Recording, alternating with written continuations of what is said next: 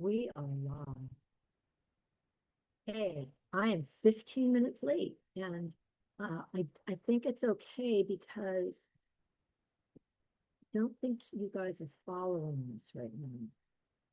But you are responsible for what I discuss, and it's discussed, and it's all in the workbook. I'm Jane Frizzell, Basic Military Riding, basicmilitaryriding.com. And these Tuesday sessions, until we get through the workbook up to chapter 2, which is the section on the military seat, that's just going to be like its own series. The seat will be its own series. But this semester right now, we're really going through all of a lot of stuff that gets omitted. It is prerequisite information before you actually start doing the training. I took last week off. The week before, we finished section 23, which section 23 are the principal factors in training, of which there are 4: the instructor, the rider, the work itself, such as the schedule and the selection of exercises, and number 4 is time. Time is a very important factor to ponder, but don't get all Yoda and spiritual about it. Time is elastic. Whether we're talking about, it can be whether we're talking about a half-second half halt or a half-year project or a 5-year training program or a 5-second exercise. And time is a huge factor in training, and we have to learn how to use time. And actually, any legit master may not say it in Latin, but they're going to say, hurry slowly. And here it says, patience and gradual increase of effort are most effective in training. To go slowly is, in this case, to go quickly. Okay, now on to section 24, which is the influence of character and conformation on training. So there's character, and then there's conformation. And these are 2 very separate qualities of the horse. And we're going to start with the mental makeup of the horse. The horse's mental makeup has much to do with his education. It must be studied and understood. We must be able to discern the horse's mind in order to take advantage of it.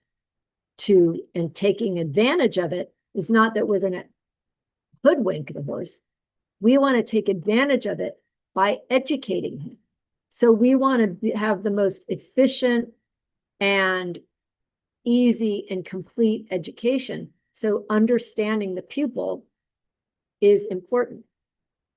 Now, I am going to caution people here because there is a very terrible trend in the horse business, in the horse industry. And it's really rampant. And it's very off the mark. And that is this idea that if we're going to study the horse's mind and be able to discern his mind, that each horse has his individual mind. Yes, that is the case. But the curriculum, the information that must be imparted to that mind is consistently the same, identical. The education, and so the mistake that people are making is that they are saying, well, I must treat this horse as an individual, therefore I will educate him individually. But then they alter the curriculum that they teach. We must be so secure and experienced in the curriculum itself, in the education that must be imparted to the horse, that we can adjust the way we present it to him, depending on his mind. Now, his mind, depending on the horse, his state of mind is going to change over time also. Because one other thing that we must teach them is to concentrate. So a young horse is going to have the attention span of a young horse or a kitten. But then they learn. That is another thing that needs to be taught. But the main point I want to bring up here is that understanding your horse and being in touch with the horse, or being able to discern its mind or know what's going on with it, that isn't licensed to just let that horse like be a free spirit, like he's good. Hippies, for example, they want to be different and unique. They all wind up being the same. Like all these people that want to be unique, they all tend to, I hope you get my point. The little individual, little innocent, wonderful young horse, he is going to conform to the education. The trainer, me, I'm the one that has to be so responsible and confirmed in the information in the curriculum that I can adjust so that he will understand it, so that he will know the same thing that all his fellows know. Don't say, oh, this horse is different. Don't do it. They still have to learn go, turn, stop, walk, track, canter. Okay. The chief, this is in italics. The chief mental characteristic of the horse that serves our purposes of educating him is his memory. Memory is a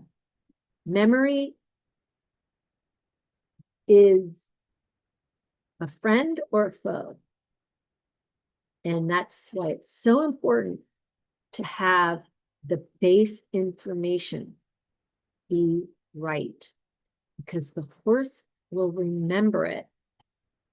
And so if the trainer is cockamamie or incomplete, which is most of the people out there now, there is going to be problems later on, because the horse is going to remember. He doesn't know if it's right or wrong. He is going to remember whether it's right or wrong. Okay. This faculty aids training if proper use is made of it. On the other hand, memory makes errors dangerous. It is difficult to retrain a horse. That is, it is difficult to make him forget bad lessons. And bad lessons, it's not necessarily like to make him, I'm not talking about trauma even. Like, yeah, there's some rough people, so then they have a very bad memory of rough handling. But bad lessons, wrong information can be delivered from a very gentle, sweet person. It literally is a matter of the information. It would be like, imagine that if a child learned an alphabet different than the rest of the world, that child is going to be limited.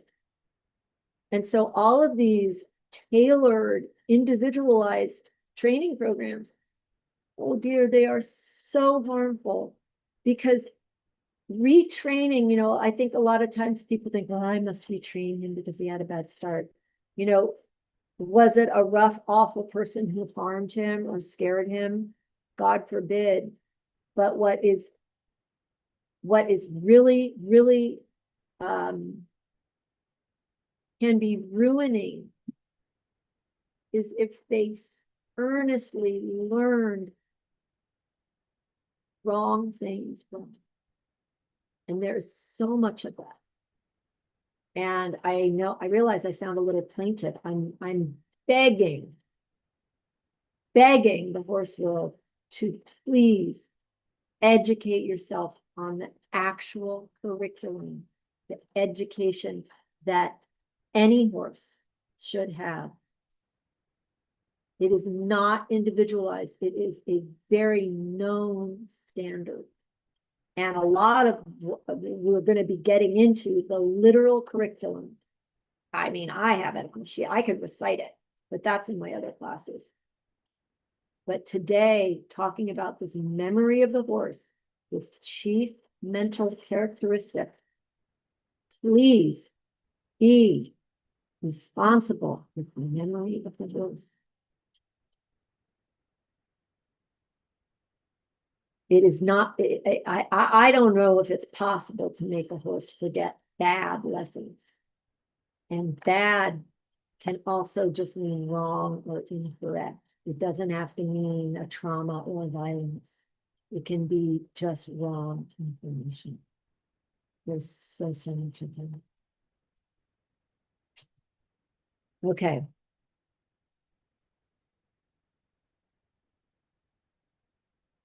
There's a little more about memory. I'm going to skip ahead in section 24.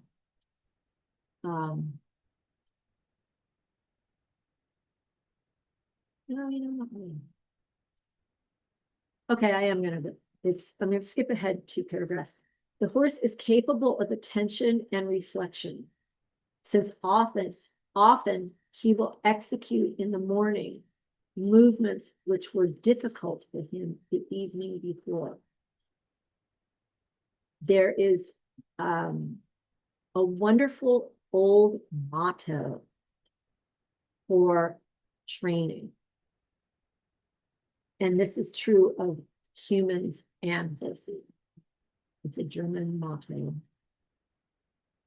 And that is that we learn to skate in the summer and to swim in the winter. We learn to skate in the summer and swim in the winter. So often that we just need to introduce an idea and then we can drop the subject, and the next day we can reintroduce the idea and he'll say, I remember that from yesterday. And so what we do in our program is we repeat, even if the lesson didn't go well, even if you were scratching your head or saying, I hate this, go to hell, whatever the resistance was, we just bring up the subject the next day. Oh, you remember this? We're on the square again, and this, and you're in, and they will oftentimes oh, I'm feeling, it made the same feeling to my body yesterday when we were in the same place in the week. And they have a memory of that. So I hope that this paragraph will make you think about the section on time in section 23 and also the horse's memory. And so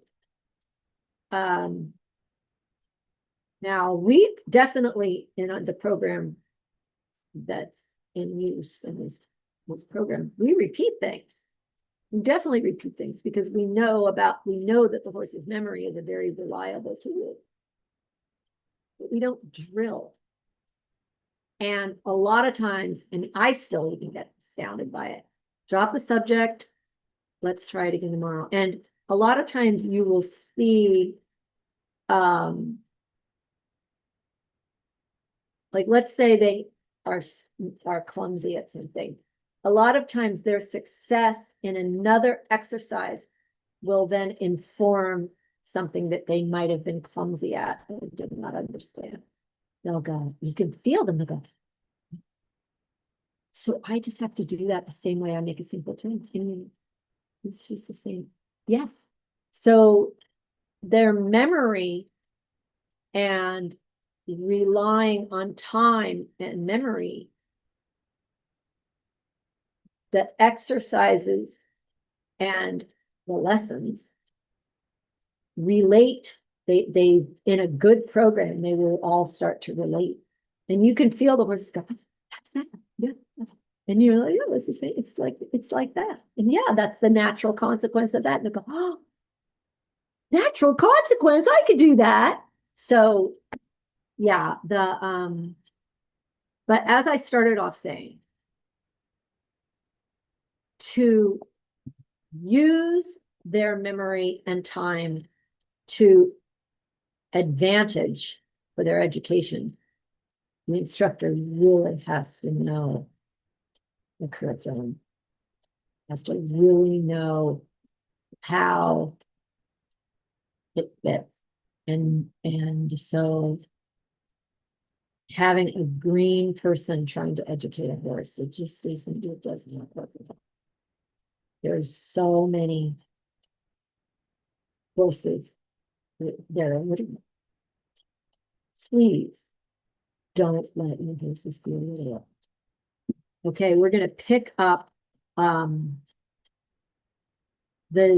paragraph, the third paragraph in section 24 about their natural aptitude, the variation of aptitude in the horses.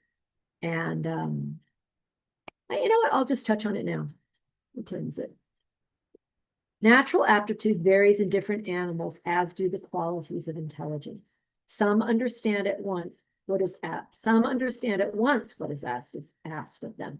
Others are very slow to learn.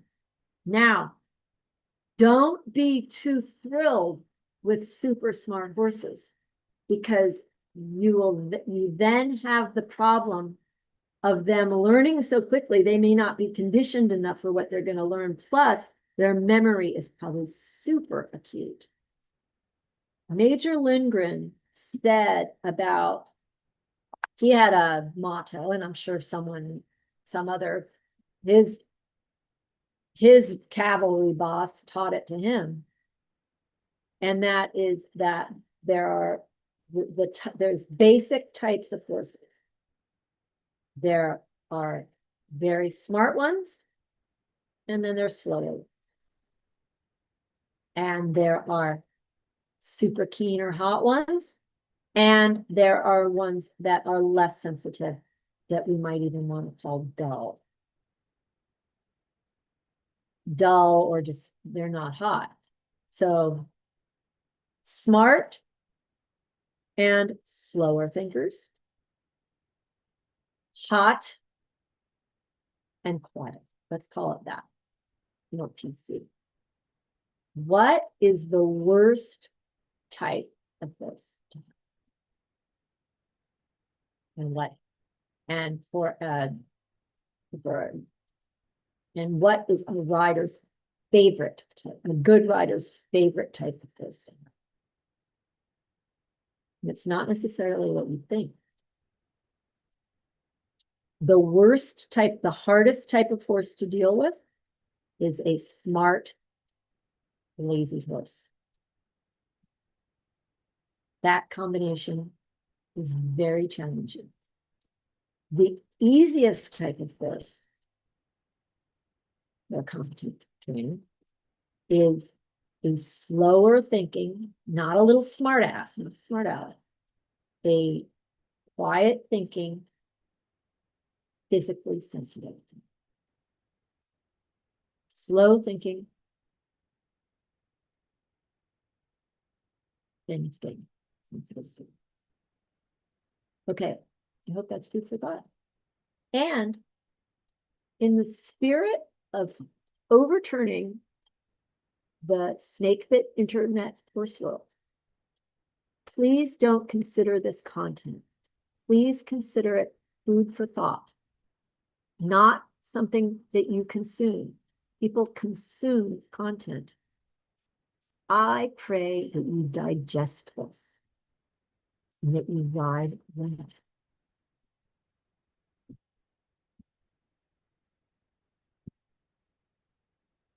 Very hokey.